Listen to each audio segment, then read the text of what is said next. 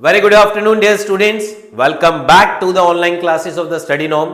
मैं Bhanu Gupta, accounts faculty, आज आप सबके साथ एक नए लेक्चर के साथ दोबारा हाजिर हूं। आई होप आप सबने मेरे जो प्रीवियस 2 लेक्चर्स थे उसे अच्छे से समझ लिया होगा। फिर भी उन 2 लेक्चर्स को समझने के बाद अगर आपका कोई भी क्वेश्चन, कोई भी क्यूरी है regarding for the syllabus discussion and जो मैंने पिछले लेक्चर में अपनी डिस्कशन की थी आपके साथ अपनी अकाउंटेंसी बेसिक्स टर्म्स में, तो उसके लिए अगर आपका कोई भी क्वेश्चन है तो वो आप अपना कमेंट बॉक्स पे पोस्ट कर दीजिएगा। मैं एज सुन एज पॉसिबल जो भी आपका उसका आंसर होगा मैं आपको बहुत जल्द उसका रिप्लाई दूंगा। और हां, आज जो हमारे पास नए लेक्चर में कुछ नए बच्चे जो इसे देखेंगे, मेरी उन सबसे एक रिक्वेस्ट है, मेरे इस लेक्चर को देखने से पहले जो इससे मैंने फर्स्ट 2 पहले लेक्चर दिए हैं, आप उन लेक्चर्स को अच्छे से देखें, पहले उन्हें समझें, फिर इस तीसरे लेक्चर्स पे आइएगा। विदाउट इस लेक्चर पे आने से पहले आपको उन 2 लेक्चर्स को अच्छे से देखना पड़ेगा, तब जाके आपको ये आगे बेसिक्स टर्म्स जो होंगी वो क्लियर होंगी। ठीक है जी।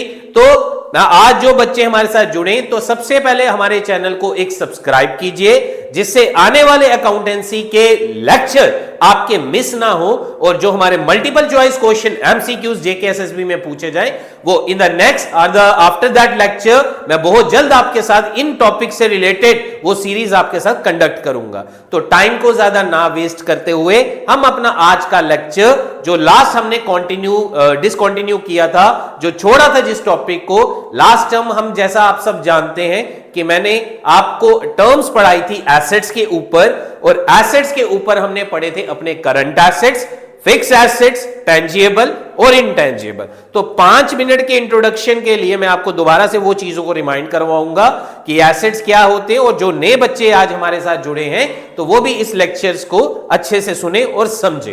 क्लियर है जी? चलिए, तो नेक्स्ट हम लेक्चर अपना स्टार्ट करते हैं। जैसा कि आप सबने मेरे साथ लास्ट टाइम टॉपिक पढ़ा था क्लासिफिकेशन ऑफ एसेट्स के बारे में, तो देखिए डियर स्टूडेंट्स, एसेट्स मैंने आपको ये चीज उस टाइम पे भी क्लियर कर दी थी और आज भी दोबारा से क्लियर कर रहा हूं। एसेट्स जो होते हैं वो बेसिकली हमारी एक प्रॉपर्टी होती है। उस प्रॉपर्टी को हम अपना अधिकार मानते हैं, जिसे हम क्या कहते हैं? राइट्स। अगर भाई आपने कोई गाड़ी खरीदी है 10 लाख की, 20 लाख की, 25 लाख की, तो वो आपका एक क्या बन गया अकाउंटेंसी में और बिजनेस की लैंग्वेज में भी आपका एक एसेट बनता है, जिसके ऊपर कानूनी आपका अधिकार हो जाता है कि जब आपने वो कोई चीज खरीदी है, आपने उसकी पेमेंट की है in the shape of the money की शेप में, तब जाके वो आपका क्या बनता है? एक asset. Clear?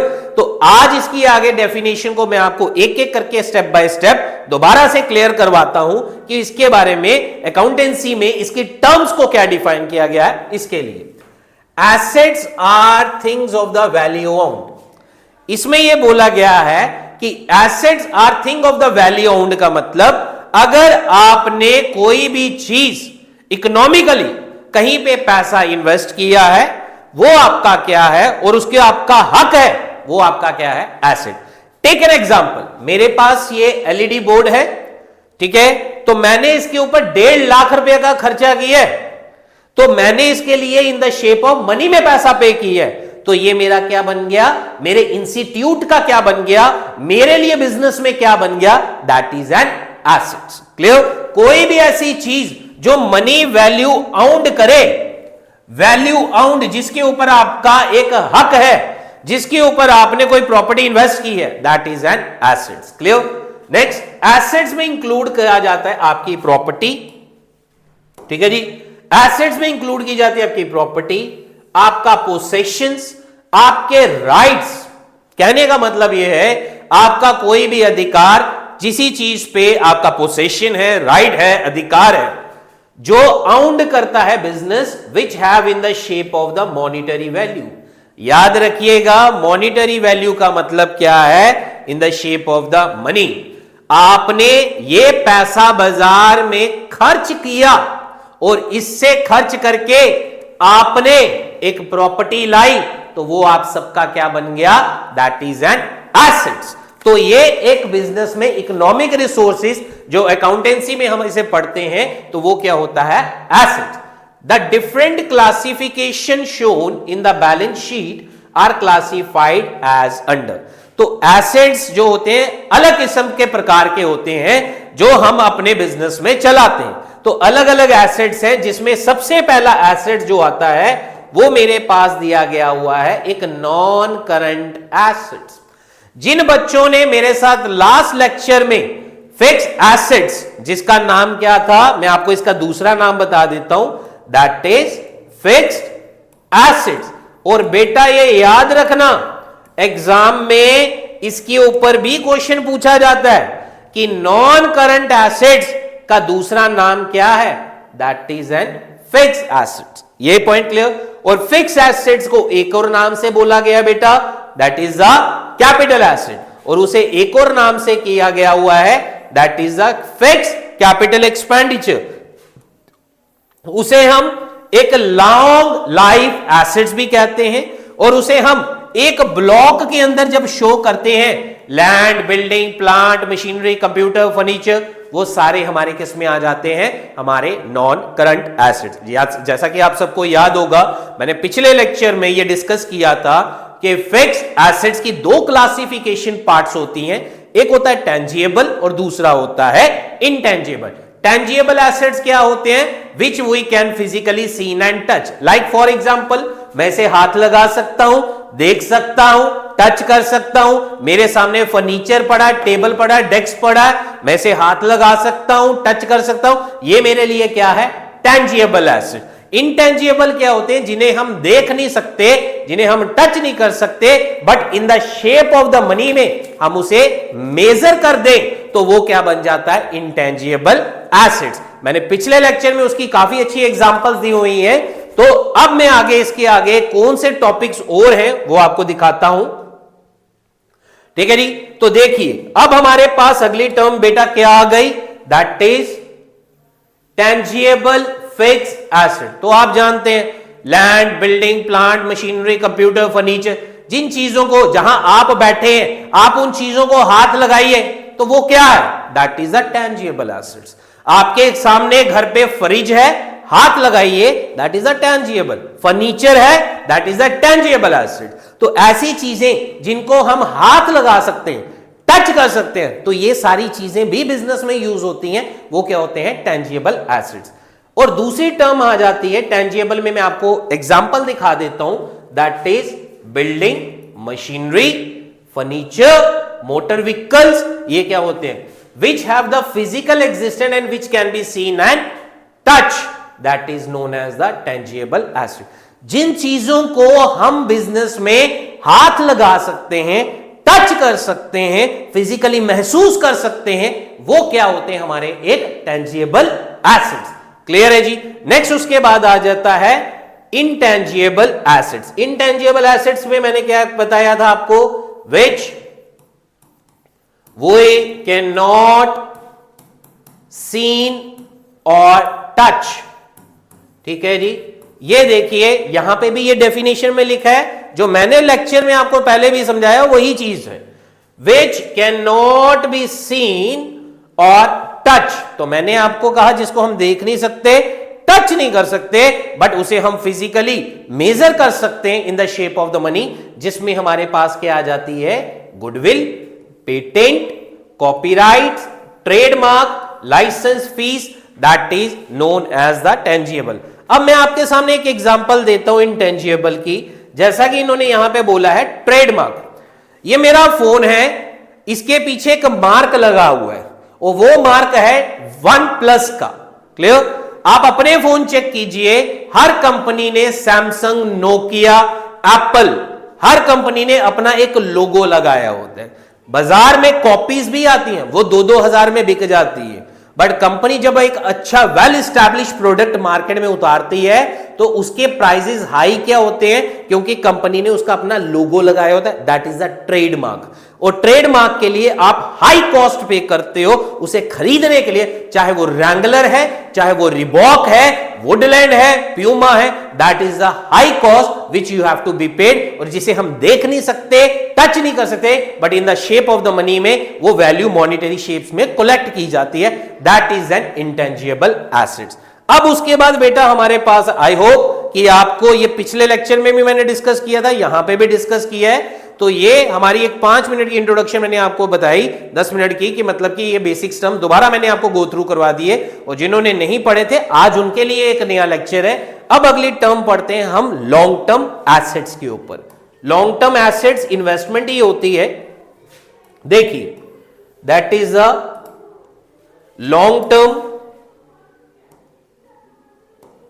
That is a long term आपकी क्या आ गई, इन्वेस्टमेंट। देखिए आपने कहीं पैसा डाला, आपने अंबानी की कंपनी में पैसा लगाया, रतन टाटा की कंपनी में पैसा लगाया, तो पैसा सिर्फ 1 साल, जब वो यहां पे वर्ड देखिए क्या बोल रहा है, लॉन्ग टर्म। लॉन्ग टर्म का मतलब क्या है, more than 1 year, 5 years, 10 years, आपका कोई भी, बट वो डिपेंड करता है आपके पीरियड ऑफ टाइम के ऊपर। अगर आप बैंक में एफडी भी करवाने जाते हैं तो बैंक भी कहता है सर एफडी 1 साल से नीचे नहीं बनती, 5 साल, 3 साल, 10 साल, वो डिपेंड करता है कि आप कितनी देर वो पैसा रखना चाहते हैं। बट जब बिजनेसमैन वही पैसा कहीं और लगा, जरूरी नहीं होता कि सिर्फ वो एफडी में लगाया जाए, शेयर मार्केट में लगा दीजिए, म्यूचुअल फंड में पैसा लगा लीजिए, वो आपका लॉन्ग टर्म एसेट्स बनता है जो बिजनेस में सालों साल तक कंटिन्यू चलता है। ठीक है जी। अब इसकी डेफिनेशन पढ़ने चलेंगे तो इसकी डेफिनेशन में हमें क्या बोला गया है, अब हम उसे डिस्कस करेंगे।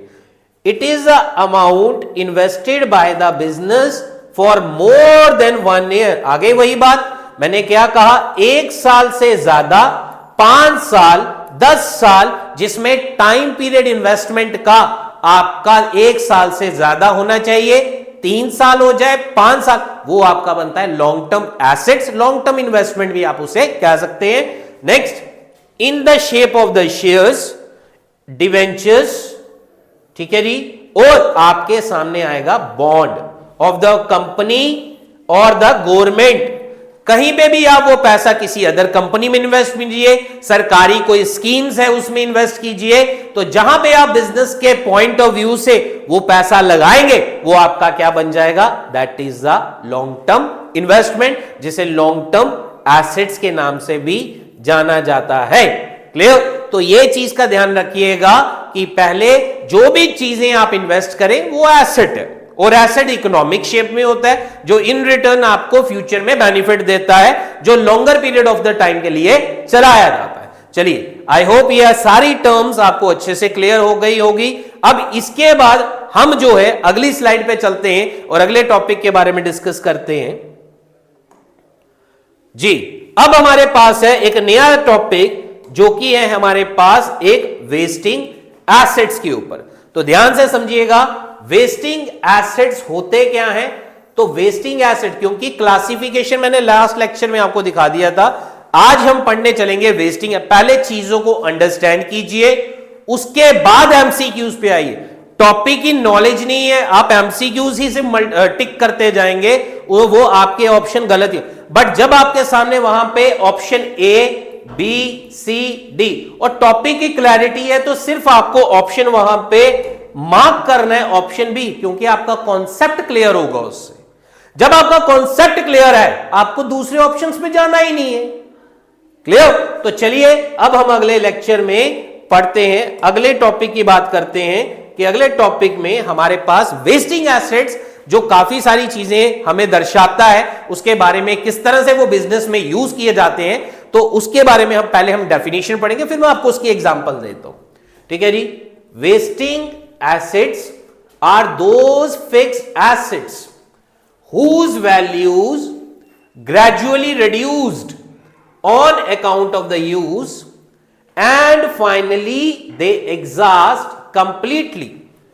कहता है वेस्टिंग एसेट्स एक हमारे फिक्स एसेट्स का हिस्सा होता है। तो पेपर में क्वेश्चन इसका कैसा आएगा वो मैं आपको बताता हूं कि वेस्टिंग एसेट, ऐसा क्वेश्चन आएगा, wasting assets is a part of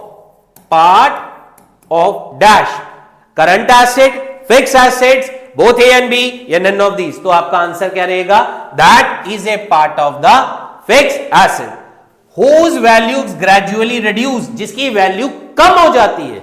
कब होती है, जब आप उस पर्टिकुलर एसेट्स को यूज करते हैं। देखिए जैसे मैं फोन है, तो मैं फोन लिया है, तो मैंने अगर मार्केट में इसे 30,000 का खरीदा है, तो क्या 5 साल के बाद मुझे 30,000 मिलेगा? नहीं। उसी तरह से ये एलईडी बोर्ड है, मैंने 1.5 लाख रुपया लगाया, तो क्या मुझे इसके पैसे पूरे वापस मिलेंगे? नहीं। आप गाड़ी लीजिए, उस गाड़ी को 10 साल के बाद बेचिए, क्या आपको पूरे पैसे वापस मिलेंगे? नहीं। ये वही बात कर रहा है कि कोई भी ऐसा फिक्स एसेट जिसको आप ग्रेजुअली रिड्यूस कम करते हो, बट कब, उसे यूज करने के दौरान, और फाइनली दे एग्जॉस्ट कंप्लीटली, जब वो पूरी तरह से खत्म हो जाता है, उसमें हमारे पास एग्जांपल्स आती हैं आपके माइंस। क्लियर?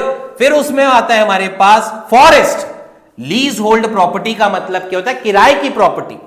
ऑयल वेल, जो तेल के बड़े बड़े कारखाने होते हैं, तेल के कुएं कहते हैं, जब हम इन्हें चीजों को यूज करते हैं और इनकी एक चीज एक टाइम के दौरान कम हो जाती है, खत्म हो जाती है, तो वो क्या बन जाते हैं, फुल्ली एग्जॉस्ट हो जाते हैं, कंप्लीटली रिड्यूस्ड हो जाते हैं, एग्जॉस्ट हो जाते हैं, उन्हें हम क्या कहते हैं। तो पेपर में आपको क्वेश्चन कैसा आएगा वो भी मैं बता देता हूं। Lease hold property is a dash asset, contingent, fictitious, current या वेस्टिंग। तब आपका आंसर क्या रहेगा, फॉरेस्ट, माइन या ऑयल वेल। इनके ऊपर कोई एग्जांपल आएगी तो आपने समझ जाना वो किसका हिस्सा है, that is a wasting asset. तो strictly speaking all fix assets expect land, जमीन का हिस्सा छोड़ दीजिए, बाकी जितने भी एसेट्स होंगे वो आपके वेस्टिंग एसेट्स में कंसीडर कर लिए जाएंगे, because they gradually decrease in value on use. इन्होंने कहा ही है, डिक्रीज होने के दौरान, किसी चीज की कीमत कम होने के दौरान, जब उसकी वैल्यू कम हो जाएगी तब वो क्या हो जाएगा, आपका वेस्टिंग एसेट्स का पार्ट। और वेस्टिंग एसेट्स के लिए आपको कुछ एग्जांपल्स दे दी गई है।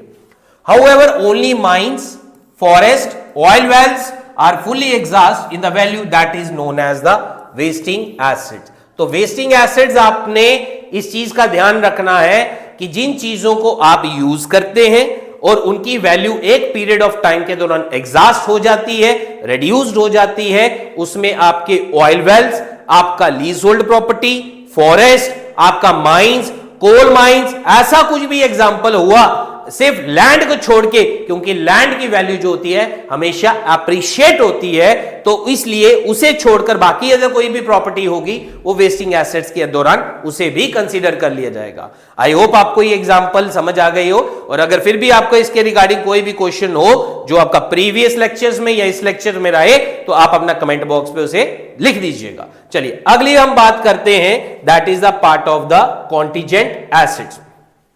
क्लियर है जी? तो कॉन्टीजेंट एक ऐसे एसेट्स होते हैं, देखिए कॉन्टीजेंट एसेट्स क्या होते हैं। पहली बात, ये ऑन हैपनिंग, ये याद रखिएगा, of A happening of A future event, future event. इसके लिए मैं आपको सबसे पहले एक एग्जांपल समझाता हूं, फिर इसकी डेफिनेशन में आते हैं कि कॉन्टीजेंट एसेट्स क्या होते हैं।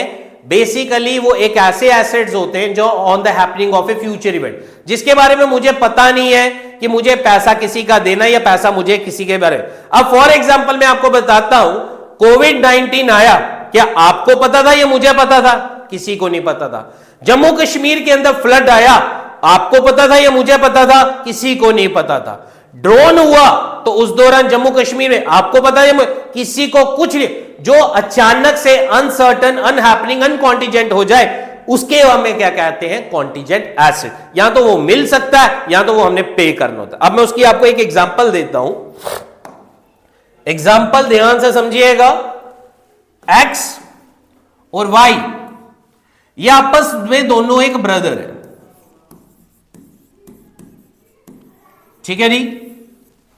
एक्स किसका ब्रदर है? वाई का। ये आपस में दोनों क्या है? ये इन दोनों का क्या हो रहा है? डिस्प्यूट चल रहा है। डिस्प्यूट का मतलब क्या है? इनका लड़ाई झगड़ा चल रहा है। और लड़ाई झगड़ा किस पे हो रहा है? That is in the property. जाहिर सी बात है, लैंड या कोई बिजनेस की प्रॉपर्टी होगी, उसके ऊपर इनका एक झगड़ा चल रहा है। और ये झगड़ा कहां पहुंच गया? कोर्ट में। कहां पहुंच गया? कोर्ट में। कोर्ट में फैसला कौन सुनाएगा? हमारे जज साहब। तो कोर्ट में जाहिर सी बात है, कोई भी केस होगा वो फैसला क्या होगा? कोर्ट में जज ही उसका डिसाइड करेगा कि सारी चीजों को देखने के बाद फैसला किसके हक में गया। ठीक है जी। अब मिस्टर एक्स ने क्या किया है? अपना एक लॉयर किया है। ठीक है जी। और मिस्टर वाई ने भी क्या किया है? एक लॉयर किया है। तो जो बड़ा भाई है वो कहता है मैं कोर्ट में देख लूंगा, छोटा वाला कहता है मैं भी कोर्ट में देख लूंगा। इसने भी लॉयर को फीस दी, इसने भी लॉयर को फीस की। क्लियर? सारी बात जज साहब के सामने पहुंच गई। तो जज साहब ने कहा, ना तो मिस्टर एक्स को पता है कि क्या होगा, ना तो मिस्टर वाई को पता है कि क्या होगा। तो जज साहब ने कहा कि आपने, मिस्टर एक्स ने अपने छोटे भाई को फ्यूचर में पैसे देने या फ्यूचर में कोई प्रॉपर्टी देनी। क्लियर? क्या मिस्टर एक्स को पता था? नहीं। तो जिस चीज के बारे में हमें नहीं पता होता तो उसे हम क्या कहते हैं? Contingent assets of their business. या तो वो कोई पैसे दे देगा तो वो लायबिलिटी बन जाएगी, अगर वो उससे एसेट्स एक्वायर्ड कर लेगा तो वो उसके लिए बिजनेस का एसेट बन जाएगा, क्योंकि जमीन उसके पास दोबारा वापस आ गई जिसके लिए वो कोर्ट में लड़ रहे थे, जिस प्रॉपर्टी के लिए। तो ये पता होता है। और ये याद रखना, contingent assets, contingent assets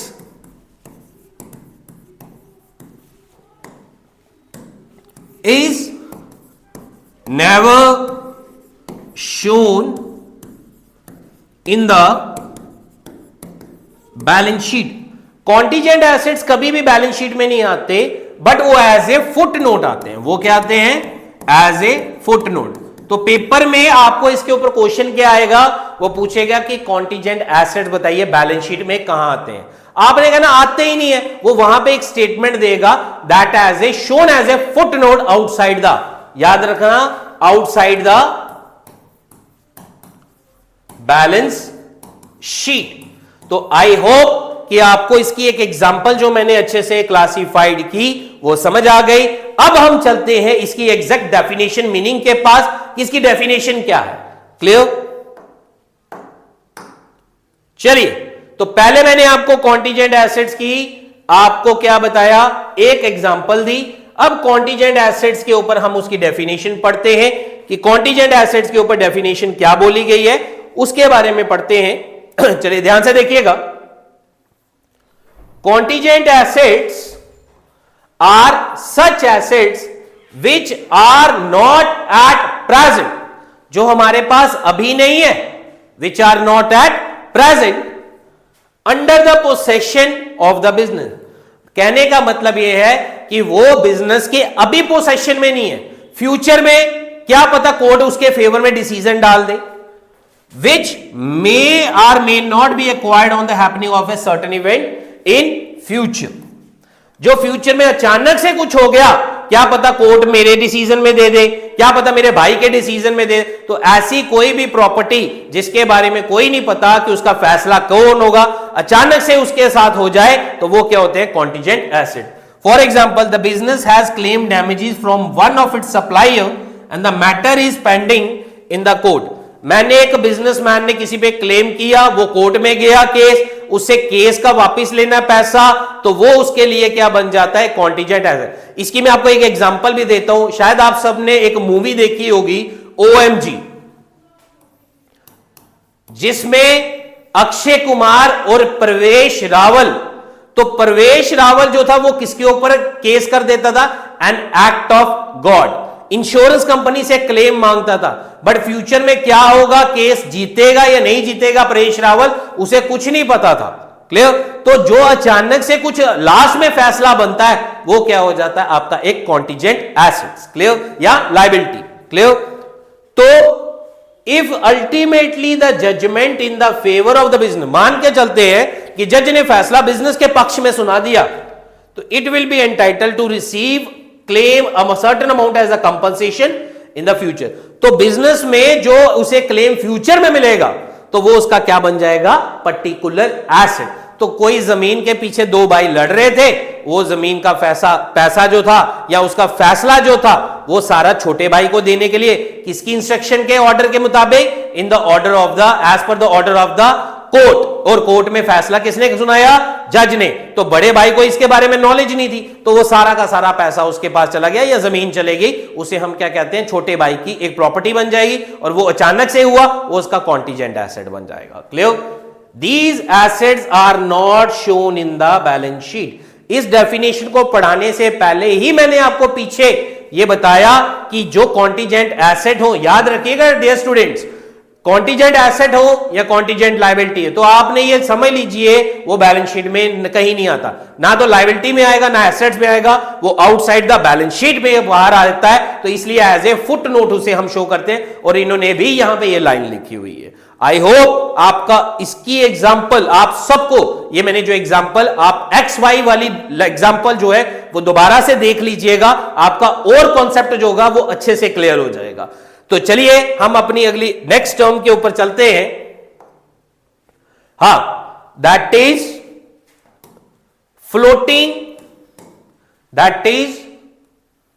floating और द सर्कुलेटिंग एसेट। देखिए पहला नाम तो यहीं पे 1 मार्क्स बन गया आपका, कि उसने क्या क्वेश्चन में पूछेगा एग्जाम में कि बताओ जी फ्लोटिंग एसेट्स का दूसरा नाम क्या होता है।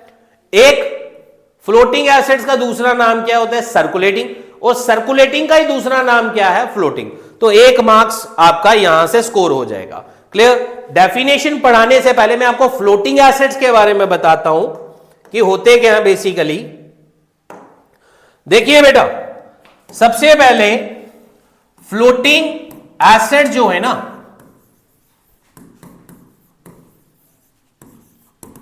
वो हमें क्लासिफाइड किए गए हैं 2 कैटेगरीज में। एक है लिक्विड एसेट्स, एक होता है नॉन लिक्विड एसेट्स, ठीक है जी। तो फ्लोटिंग एसेट्स का दूसरा नाम क्या बताया, दैट इज सर्कुलेटिंग एसेट्स, और सर्कुलेटिंग एसेट्स को ही हम क्या कहते हैं, फ्लोटिंग एसेट्स। और इन्हें 2 पार्ट्स में क्लासिफाइड किया गया है।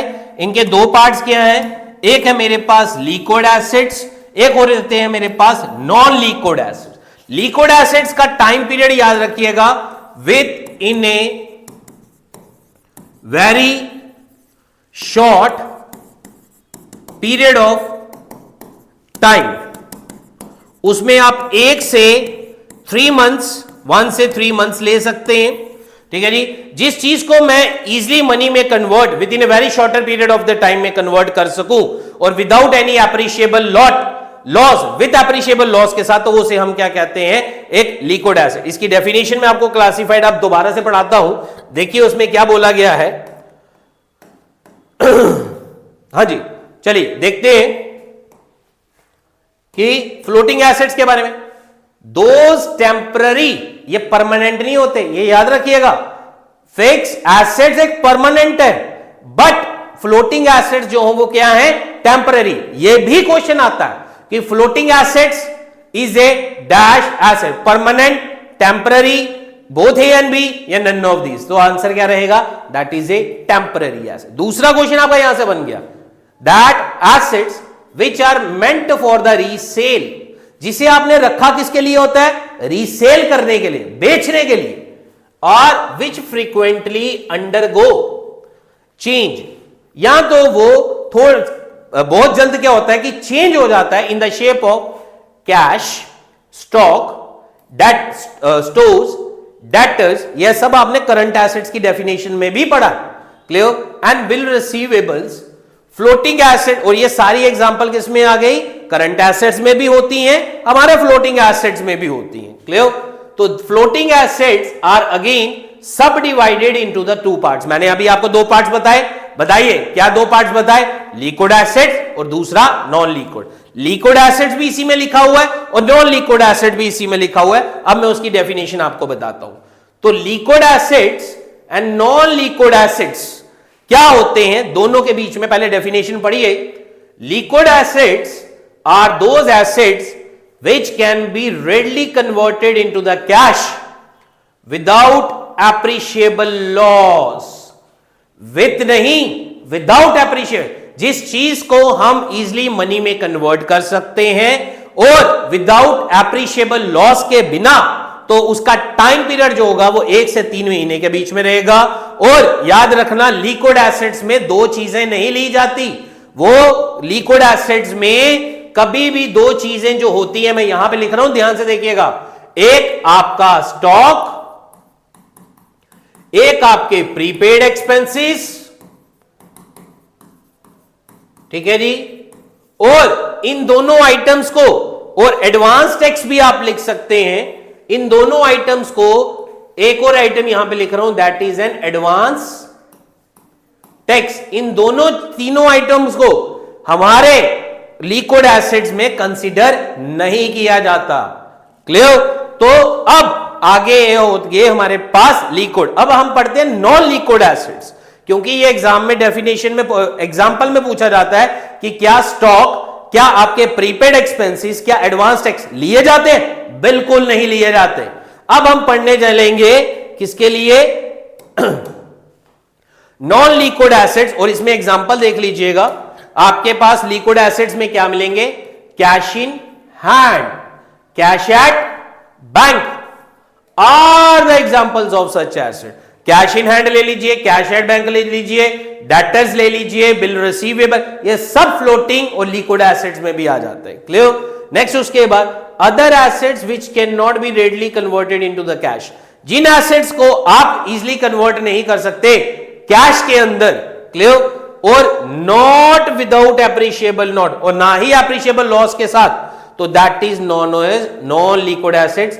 उसमें मैंने आपको ऊपर अभी बताया, स्टॉक, स्टोर्स, आपके प्रीपेड एक्सपेंसेस, ये सारे किसमें आ जाते हैं? आपकी आइटम्स में से बाहर निकाल दिए जाते हैं। तो ये हमारे पास होते हैं फ्लोटिंग, और ये होते हैं हमारे पास सर्कुलेटिंग एसेट्स के नाम से भी। और इसकी दो क्लासिफिकेशन पार्ट्स बताई गई हैं, एक है लिक्विड और दूसरा है नॉन लिक्विड। क्लियर है जी? चलिए अगली डेफिनेशन पे चलते हैं। जो नेक्स्ट एसेट्स हैं उसके बारे में बात करते हैं, दैट इज फिक्टिशियस एसेट्स। एक चीज का ध्यान रखिएगा कि फिक्टिशियस एसेट्स एक ऐसे एसेट्स होते हैं, हां सबसे पहले इसका मैं दूसरा नाम आपको बता देता हूं, जिसे हम क्या कहते हैं, एक सबसे मोस्ट इंपॉर्टेंट क्वेश्चन, जिसे हम क्या कहते हैं, एक नॉमिनल एसेट्स के नाम से भी जानते हैं, और इसे हम एक इमेजिनरी एसेट्स भी कहते हैं। तो पेपर में ना पूछा जाता है कि नॉमिनल एसेट्स का is also known as, 4 option मिलेंगे, that you have to mark the right answer, that is the fictitious assets. और फिक्टिशियस एसेट ऐसे एसेट्स होते हैं which do not have the physical value and can not be converted into the cash.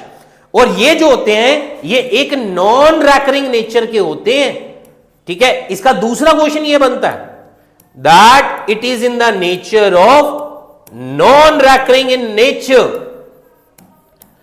ठीक है जी, एक इसका question क्या बना कि it is also known as nominal, imaginary assets भी कहते हैं। दूसरा, it is in the nature of recurring, non recurring, both A and B, तो आंसर क्या रहेगा, नॉन रैकरिंग। अब इसकी डेफिनेशन पढ़ते हैं कि क्या कहता है कि नॉन, ये हमारे पास फिक्टिशियस एसेट्स होते कौन से।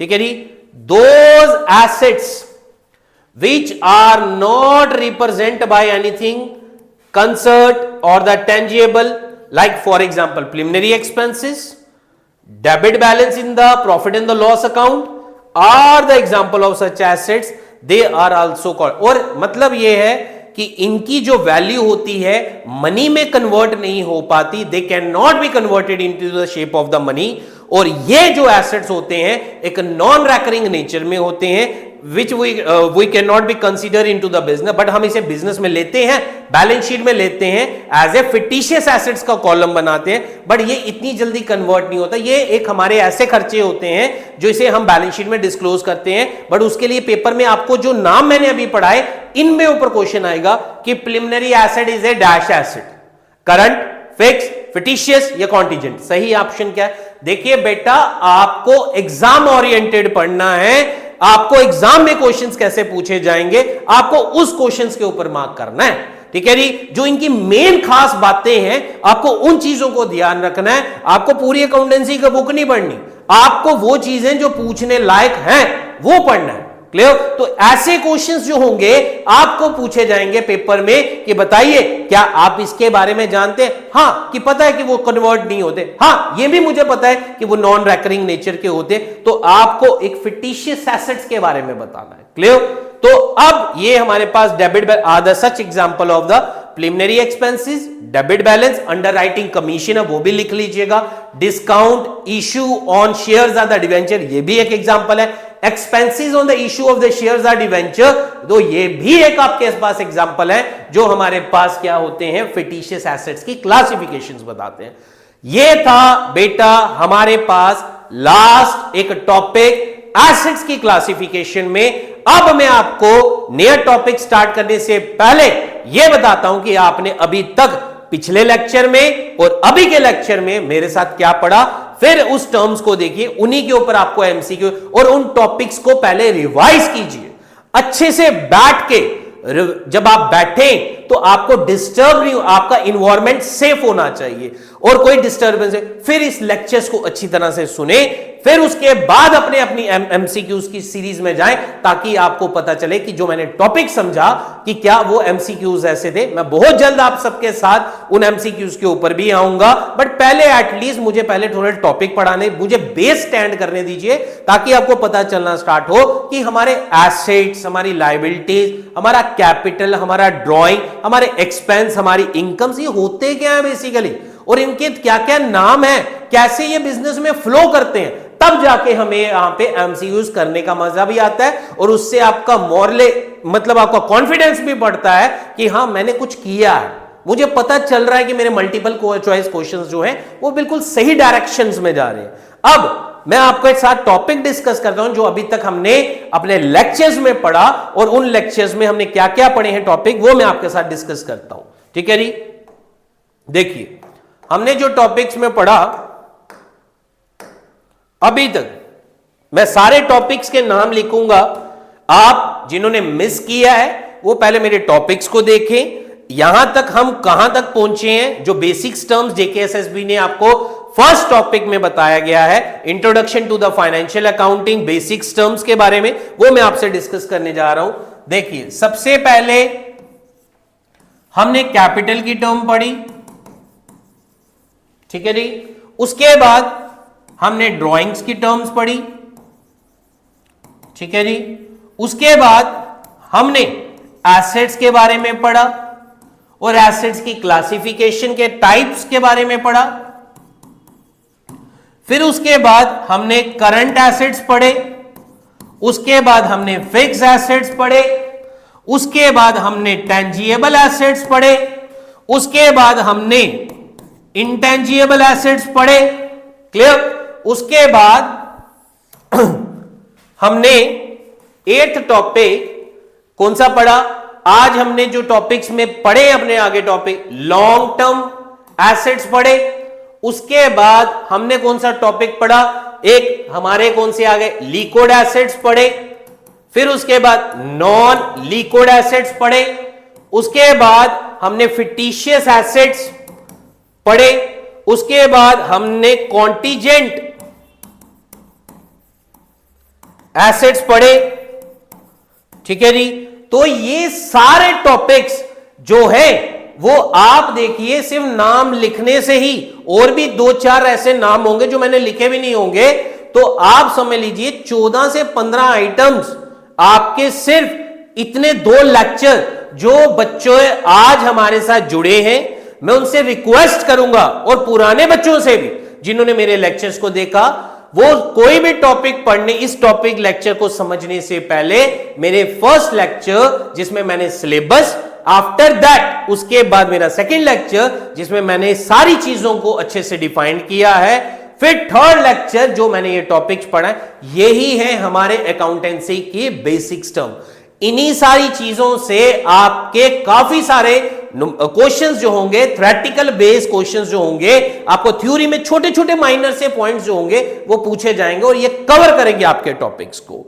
ठीक है जी, तो आई होप आप सब मेरी इन सारी बातों को अच्छे से समझें, टॉपिक को पहले क्लियरेंस लें और जो भी क्वेश्चन है वो अपना एक कमेंट बॉक्स पे अच्छे से क्वेश्चन पोस्ट करें ताकि मैं आपको उसका रिप्लाई जो हो वो बहुत जल्द आपको दे पाऊं। तो हम अगले टॉपिक, ये सारे टॉपिक्स बेटा आगे हमारे पास एसेट्स। अब हमारे पास एक टॉपिक था कि जो हमने आगे पढ़नी थी लायबिलिटीज के बारे में, तो मैं बहुत जल्द आप सबके साथ एक नए लेक्चर पे, एक नई सीरीज में आपके लिए नेक्स्ट टॉपिक पे लायबिलिटी और कुछ एमसीक्यूज के साथ नए टॉपिक्स पे आऊंगा। और इसमें जो हमारे पास लायबिलिटीज हैं वो किस तरह की क्लासिफिकेशंस के बारे में। बट मेरी आप सबसे एक रिक्वेस्ट है, अगर आप सबको मेरा ये लेक्चर बहुत ज्यादा अच्छा लगा, अच्छा पसंद आया, आप सबने जो मेरे प्रीवियस 2 लेक्चर थे, आज इसी के बेसिस पे मैं आप सबके लिए दोबारा नया लेक्चर लेकर आया हूं। अगर आप चाहते हैं कि मैं आगे और भी कुछ नए लेक्चर्स आप सबके लेकर आऊं, तो सबसे पहले आप हमारे चैनल को सब्सक्राइब करें और उसके दौरान जो भी अकाउंटेंसी का नया लेक्चर आप सबके लिए हो वो आपका लेक्चर मिस ना हो, क्योंकि 30 मार्क्स इस तरह से नहीं मिलेंगे कि आप लेक्चर मिस कर देंगे तो 30 मार्क्स स्कोर कर लेंगे, स्पेशली नॉन कॉमर्स स्टूडेंट, क्योंकि कॉमर्स स्टूडेंट्स को अंडरस्टैंडिंग होती है कि ये टर्म्स क्या हैं, बट नॉन कॉमर्स के लिए स्पेशली एक लेक्चर कोई भी ना मिस हो। तो मैं ये चाहता हूं कि पहले आप सबसे पहले चैनल को सब्सक्राइब करें, लाइक करें और ज्यादा से ज्यादा जो दूर दरार फार फ्लंग ऐसे एरिया जिन बच्चों ने कभी इसका बेनिफिट भी नहीं लिया, उनको ये भी नहीं पता है अकाउंटेंसी की टर्म्स क्या होती हैं, एसेट्स क्या है, लायबिलिटी है, तो उन तक भी ये हमारी एक वीडियो जो है पहुंच सके और उनको इस चीज का बेनिफिट मिल पाए। और अपना जो भी फीडबैक है, एक रिप्लाई, अच्छे कमेंट जो भी है वो आप उसे पोस्ट कीजिए ताकि जो है मेरा एक कॉन्फिडेंस और इंक्रीज हो, तो मैं आप सबके साथ दोबारा नए लेक्चर पे वापस हाजिर। And thank you so much कि आप सबने जो मुझे पीछे लेक्चर में प्यार दिया, अपना जो भी व्यूज थे, तो मैं उससे काफी ज्यादा खुश हुआ और उस दौरान मैंने आप सबके लिए एक नया लेक्चर के साथ तैयार करके लाया हूं। और बहुत जल्द आप सबसे मिलते हैं, तो ये बहुत जल्द आप सबसे मिलते हैं दोबारा नए लेक्चर्स के साथ। And thank you so much, thank you dear student, thank you so much.